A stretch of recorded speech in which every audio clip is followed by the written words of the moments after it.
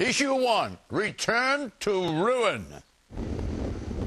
A human tide began flowing back to the south of Lebanon this week after 34 days of fighting ended with a ceasefire between Hezbollah and Israel.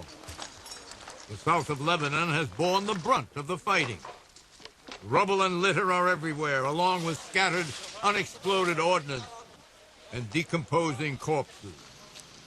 Food and fuel remain in short supply. Electricity is largely out. As for who is to blame for the wreckage of the past 34 days, Commander-in-Chief Bush did not mince words. A reporter asked the president which side had won. Hezbollah attacked Israel. Hezbollah started the crisis. And Hezbollah suffered a defeat in this crisis. U.S. military advisors are not as convinced.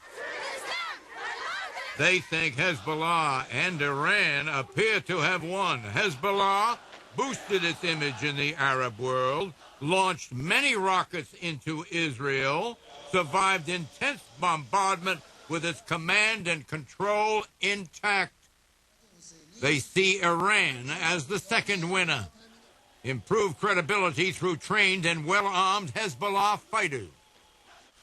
Question, will President Bush commit American troops if no other NATO nation steps up to the plate in southern Lebanon? Pat Buchanan. No, he's not going to, John. That would be an act of insanity. Every suicide bomber and terrorist in the Middle East would head for South Lebanon, and every American would have a target on his back.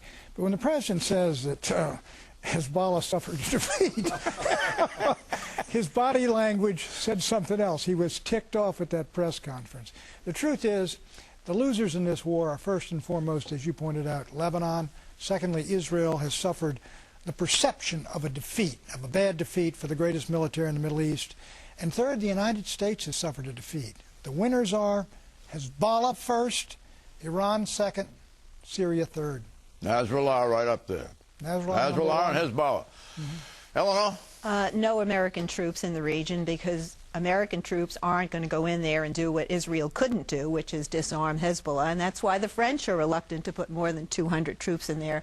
The international force will draw from third world countries, and they will be seen as not very effective. Will Bush put troops in? No, absolutely not. But I think the ceasefire will hold, because Hezbollah has emerged as heroes. They are now leading the reconstruction effort, and they are going to take over as the de facto government in Lebanon, and Israel is caught up in all kinds of recriminations that may well bring down the government of Ehud Olmert.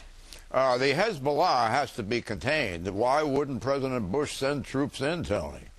Well, I agree that he won't send in. I agree, and friends of Israel as well as others cannot, all agree that Israel was on the losing end of this, certainly on the public relations side, on the world opinion side, and perceptions in the Middle East, which are critical. They also did not succeed with what they wanted to do at a military level. So there's no question that the president was being a diplomat at that point. I don't think it's useful for his credibility to try to make that argument. As far as America going into southern Lebanon, for all the reasons that Pat said, we can't go in now. The problem is that this is a defeat for the West, for people who are fighting radicalism, because radical Islam is strengthened, Hezbollah is strengthened by this, and we'll pay a price down the line, but we're not going to pay it next month sending troops in, because we can't. It's unsustainable at this moment. Okay, invincible no more. Many Israelis feel unsettled. A political storm over conduct of the war is already brewing. Politicians of left and right have called for a commission of inquiry. 67% of Israelis say yes to such an inquiry.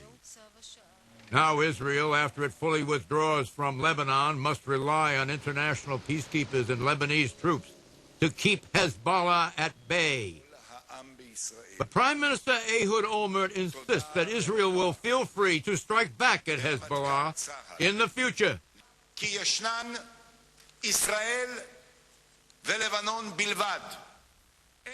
We will continue to pursue them everywhere and at all times. We have no intention of asking anyone's permission. Prime Minister Ehud Olmert's approval fell from 78% at the height of the conflict to 40% now. a 38-point drop. Question, how big a blow was this to Israel's self-esteem? I ask you, Lawrence. Israel's self-esteem is intact, but their ability to intellectually assess what went wrong here is much stronger than ours. Here they are, the guns are still warm, and the government has appointed a commission of former generals to study the conduct of this war, something that we find inconceivable in this country, with a Republican Congress that will not investigate the conduct of the failed war in Iraq under a Republican president. They're already going at it because they have to ask the question, is this the size response we want when we have one of our or two of our soldiers kidnapped? Do we go in and in effect destroy Lebanon and incur what even Tony Blankley thinks is a defeat? In perception, at least, is that all worth it under these circumstances? And I think most of the country thinks it was not worth it. Let me make a point. I'm glad that during the investigation, I think it's always good to have the right people. No, you don't. We're not doing one in Iraq here. You don't want those. Let me just finish my thought.